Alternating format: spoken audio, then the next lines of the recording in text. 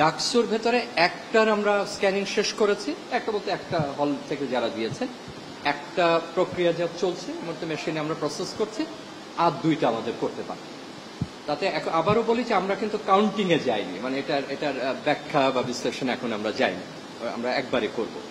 তো সেই হিসাবে আমি যতটুকু আমাদের প্রযুক্তি যারা দায়িত্বে আছেন তাতে মনে হচ্ছে যে আরেকটু সময় লাগবে। আমার মনে হয় যে একটু মাঝরাত পার হতে পারে। তো সেক্ষেত্রে আরেকটা ভালো খবর আছে, যে কেন্দ্রে একটা হল বা দুটো হল ছিল, তাদের যদি কাউন্টিং শেষ হয়ে যায় বা স্ক্যানিং শেষ হয়ে যায়, তাহলে আমরা ওখান থেকে মেশিনটা আনানোর ব্যবস্থা করবো যাতে আরো দ্রুত হয়। তো এখন পর্যন্ত এই উদয়ন কেন্দ্রের আমার কাছে এই আছে, আর যদি আরো তথ্য জানতে পারি পরে আপনাদেরকে।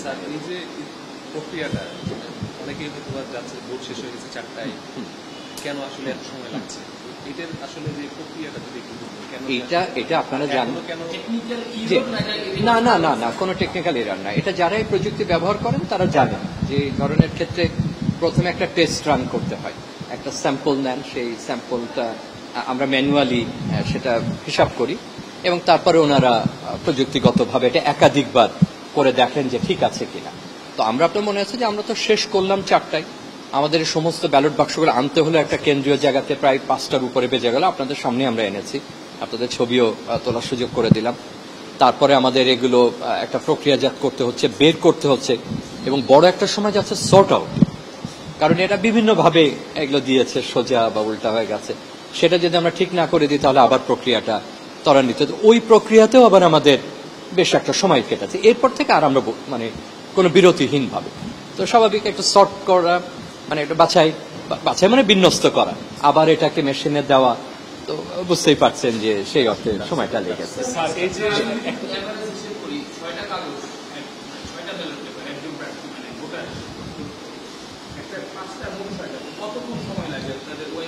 না, এটা ওইভাবে বলা যাবে না, এটা ঠিক ওইভাবে জিনিসটা হয় না।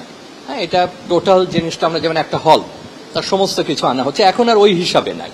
এবং আমি আগেই ব্যাখ্যা করেছি যে এটা তো আপনাকে একটা টেস্ট রান করতে একটা পদ্ধতির মধ্যে দিয়ে। ভাইরাল হয়েছে, দেখা গেছে সূর্য সেনগুলোর এখনো ব্যালট বাক্স খোলা হয়নি, কিন্তু সামাজিক যোগাযোগের মাধ্যমে রেজাল্ট ছড়িয়ে গেছে।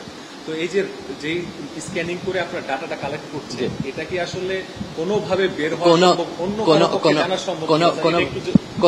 কোনোভাবেই সম্ভব না, কারণ ম্যানুয়াল কাগজ বা আসল কাগজও আমাদের কাছে, যে আপনারা যে দরজার বাইরে অবস্থান করছেন সেখানেই আমাদের প্রযুক্তির লোকেরা কাজ করছেন, এবং ভেতরে কি পরিমাণে লোক উপস্থিত জানেন, এজেন্টরা রয়েছে, তাদেরকে আমরা বলছি আপনারা প্রহরায় থাকুন, দেখুন।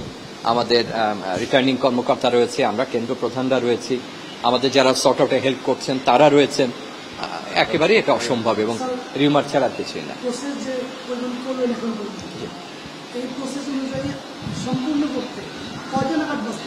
মাঝরাত পার হয়ে যাবে, এটা তো ওইভাবে বলাটা ঠিক না। তবে আমি ওইটুকু বলতে পারি যে অন্য কোথাও যদি মেশিন খালি হয়ে থাকে, অর্থাৎ তাদের কাজ শেষ হয়ে গেছে, আমরা সাথে সাথে এনে এটাকে ত্বরান্বিত করার চেষ্টা করছি।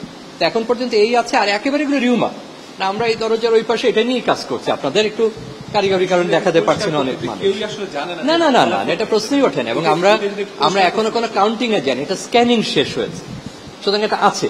এবং আমরা যখন কাউন্টিং স্টার্ট করব তখন স্বল্প সময়ের মধ্যে কাউন্টিং রেজাল্ট হবে। এই আর একেবারেই গুজবে কান দেওয়া যাবে না, কারণ আপনারাও দেখে আসছেন ওখানে, এবং আমাদের যারা এজেন্ট আছে তাদের বলছে যে আপনারা সর্বতভাবে দাঁড়িয়ে থাকুন, আমাদের সবাই কাজ করছে, শিক্ষকরা আছেন, প্রযুক্তির লোকেরা আছেন, অতএব চিন্তার কোনো কারণে। অনেক ধন্যবাদ।